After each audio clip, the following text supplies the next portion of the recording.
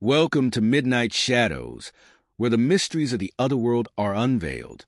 In the darkness, things far more terrifying than you can imagine lie in wait, ready to emerge at any moment.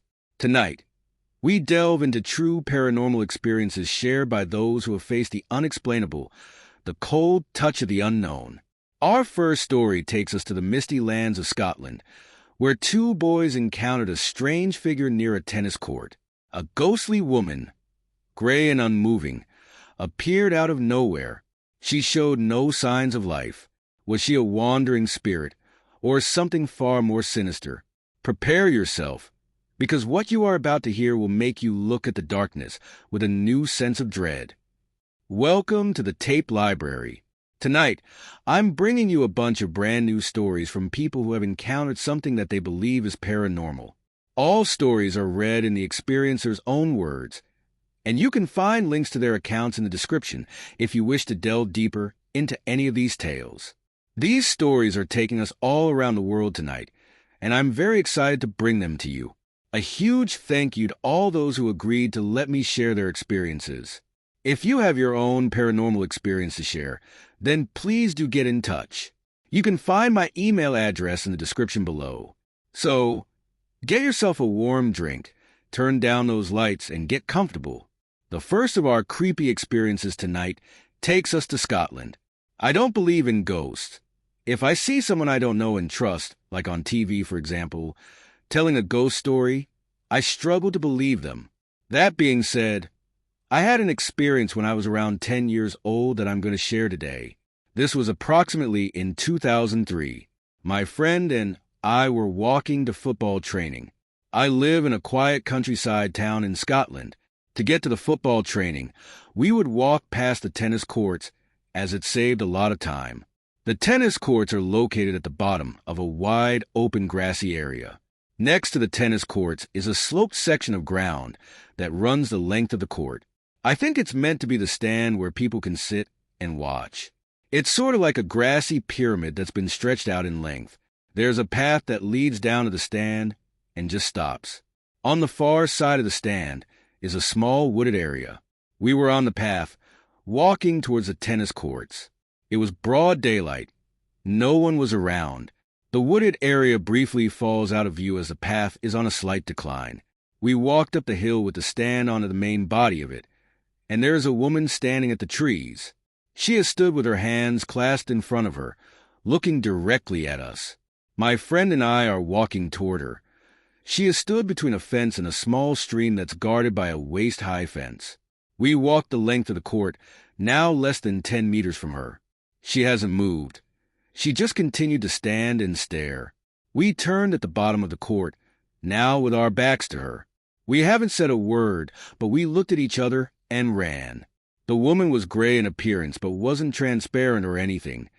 She looked like a real person, but she was sort of a uniform color, washed out looking. Clothes included. It's quite hard to describe. She didn't move once, and I don't mean she just stood still. She didn't move at all. She was three-dimensional, but it was like she was a cutout that had been placed there. My first thought wasn't, "Oh my God, it's a ghost." Earlier, afterwards, did we realize what might have just happened?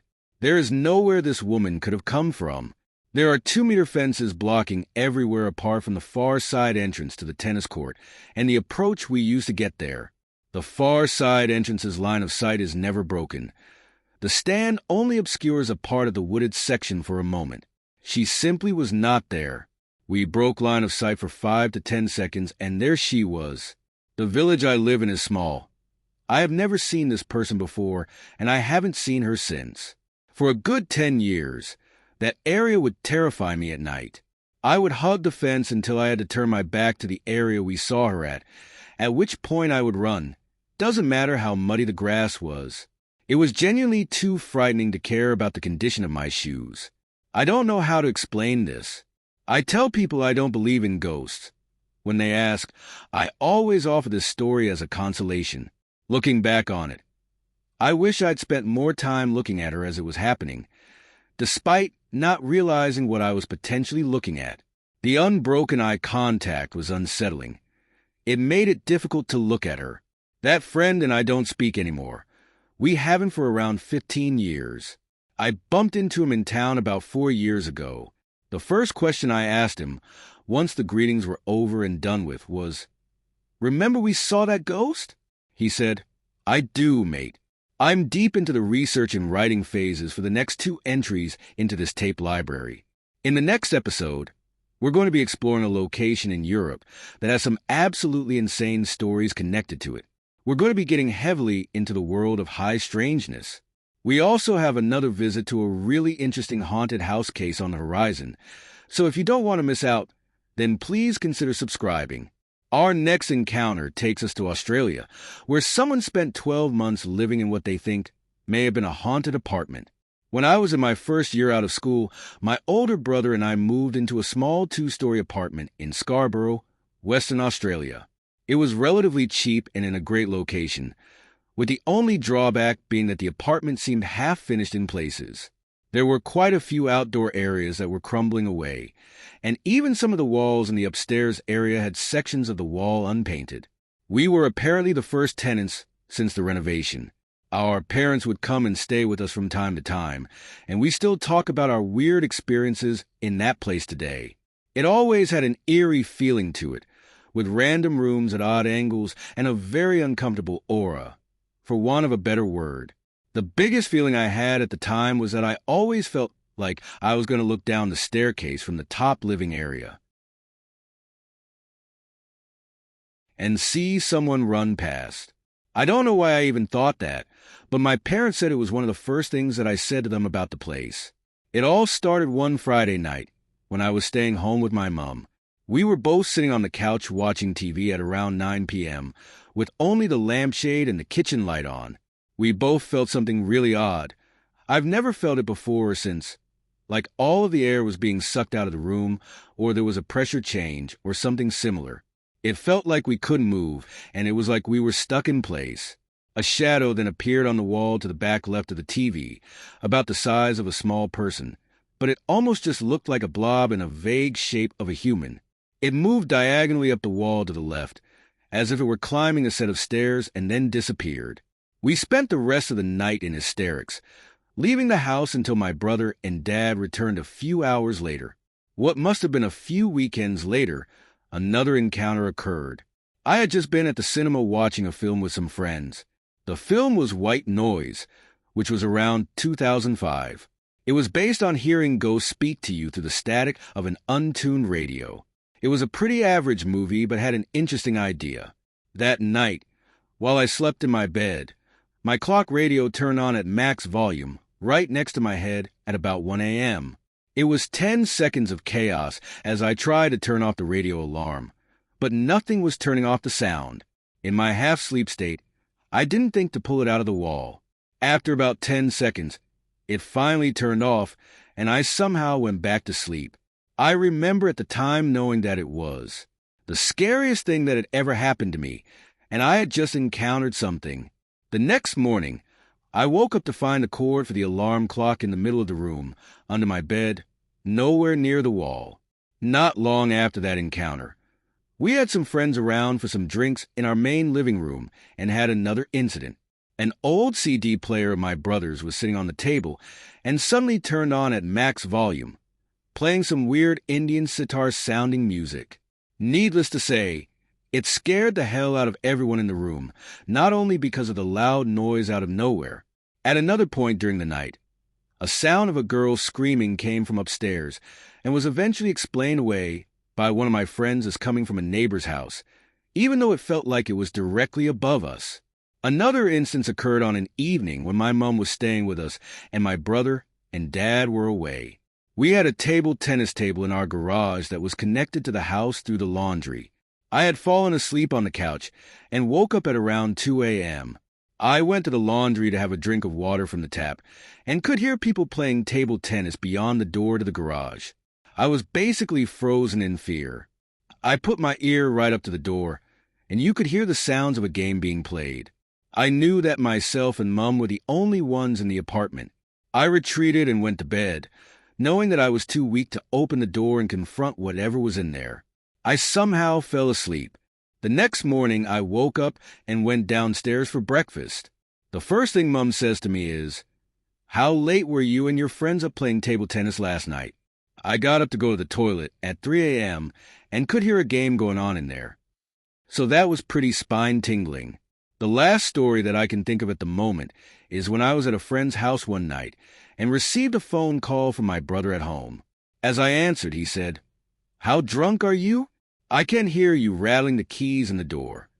I explained that I was at a friend's house, to which he replied, __, and hung up.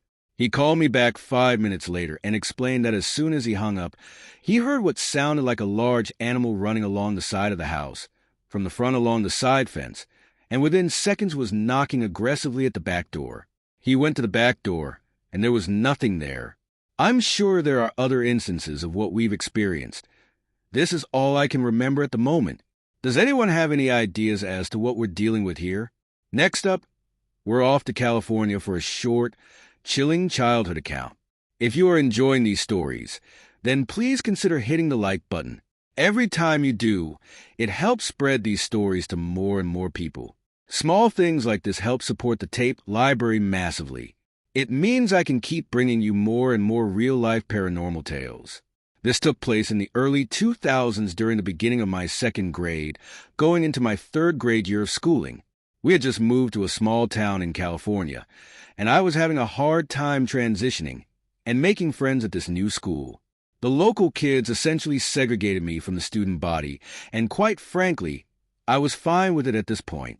A couple weeks had passed, and I was tired of playing alone, so I walked over to this kid who I had noticed playing in the sandbox. I genuinely expected him to brush me off, but to my surprise, he was extremely friendly. He had this strange obsession with playing with these green-looking bees that would tunnel in the sand. At first, I was afraid, but he assured me they were friendly and that we could essentially make little tunnels and mazes in the sand so they could have adventures. Months passed, and people started giving me weird looks. I paid no mind at all. I could think about was going to recess to play with my new friend. Recess came, and I finally decided to ask him for his name. He looked around and, in a hushed tone, whispered to me, "My name is Gabriel, but please don't tell anyone that we hang out." This completely caught me off guard and, in a way, hurt my feelings. After that day, I didn't see him again for a while. My second grade year came to an end, and third grade began. Once again, I found myself having a hard time with this new group of kids. It got to the point where I was done trying to make friends. Recess couldn't come fast enough. I walked out of class and boom, I saw Gabriel in the sandbox. So I ran up to him. He didn't look surprised at all. He just waved me over. We started playing again. Weeks went by, and we were in the middle of playing with the bees as usual when we noticed an office aide making their way towards us. Gabriel looked panicked and told me to act like I didn't exist. Once again, this caught me off guard. I got brought to the office for a meeting involving my principal, my mother, and both my second and third grade teachers. I was concerned until my mother asked me, "Who are you talking to during recess?" The question confused me, but I answered anyway. I told her I was playing with my friend Gabriel. She had a concerned look on her face and looked back at my principal, who looked pale for some strange reason. The principal asked me the same question, to which I replied with the same answer. Now, both teachers and the principal were looking worried. They asked me not to go back to the sandbox anymore. I couldn't play with Gabriel anymore. This struck me to my core. This was my only friend in the last year and a half, and now I couldn't play with him. Why?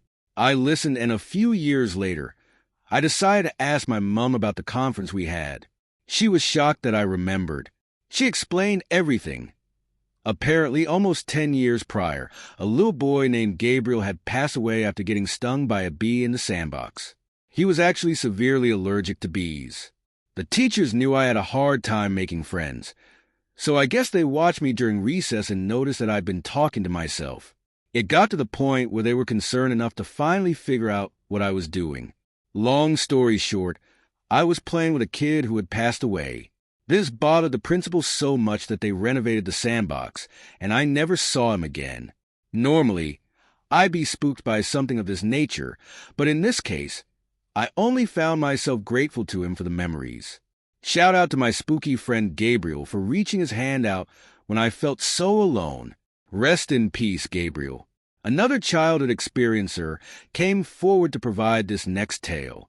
This isn't the only experience that this person has had, but it was the first that they could remember, and it all starts on their birthday. My 4th birthday came, and I can remember the excitement of the coming party and the fun to be had. Mom was putting the final touches on my birthday cake. Of course, I was getting to lick everything, best day ever, until the phone rang. My mom's mom was calling to tell my mom that her dad had passed away. I watched my mom cry, and we all got ready and walked down the trail to where my granddad lived to join the rest of the family and console each other. He had this tragic but not unforeseen end of life. He had been sent home from the hospital a week before because there was nothing that could be done. The county came and took him away that day, but I don't think he ever left. It was at night when something came in the darkness. We had all laid down to sleep that night, and I was almost asleep when we all heard it. Something was walking in the yard. We lived out in the country, along dirt roads.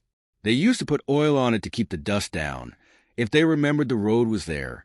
We didn't have any type of air conditioning, so we left the windows open and sometimes the doors.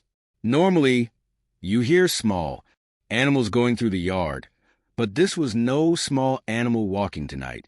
My mom got up and started going from window to window, trying to catch a glimpse of what was happening. We followed her, me and my oldest brother, but neither she nor us could see anything. But we could hear it, and it was getting closer to the house every minute. As those footsteps kept getting louder, we could hear the bushes out in the woods moving around too. It kept circling until finally it was close enough to scratch at one of the window screens. That's when Mum turned on all the lights in the house, and it went quiet. Mum went outside because Dad wasn't home. He drove a truck and was gone most of the time on the road. Mum didn't see anything, and the yard grew quiet. After a little while, Mum decided it was a nothing issue, and we all went back to bed. Me and my older brother slept in the room closest to the front door, but my brother was sleeping with my mum. Sometime later that night, the front door burst open, and those heavy footsteps returned, this time on the floor of our home. I felt something pick me up out of my bed, and then it turned around and started to leave the room when my mum stopped it. I don't remember how she stopped it or if it stopped on its own. I couldn't see what was holding me. It felt like I was floating in the air on my back. I could feel something, but it wasn't there to be seen. My mum looked panicked, but she was calmly telling whatever this was that was trying to take me that it really didn't want to do that and that it should give me to her and leave. And it did. It slid me into my mum's arms, and then you could feel its presence leave.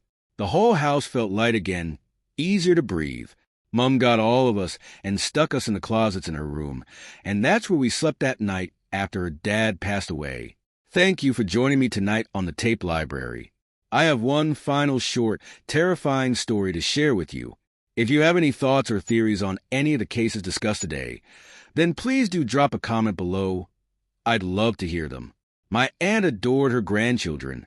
She had lost her best friend and husband around the time the first of her 2 grandchildren were born, and she poured her whole heart into these kids. They adored her as well. When they stayed at her house, before they went off to bed, the 3 of them would pile into her big bed and talk, watch TV, tell stories, and do shadows with their hands on the wall using a big lamp. Those were really special times for all of them. As the girls grew up, they naturally drifted away. My aunt passed away. The day after she died, the girls stayed at her house. They both lived out of town, and that night in their grief, they once again got into my aunt's big bed like when they were little.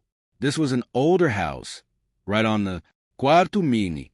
As the haunting tale of the Lutz family comes to a close, the unsettling events continue to cast a long shadow over their lives.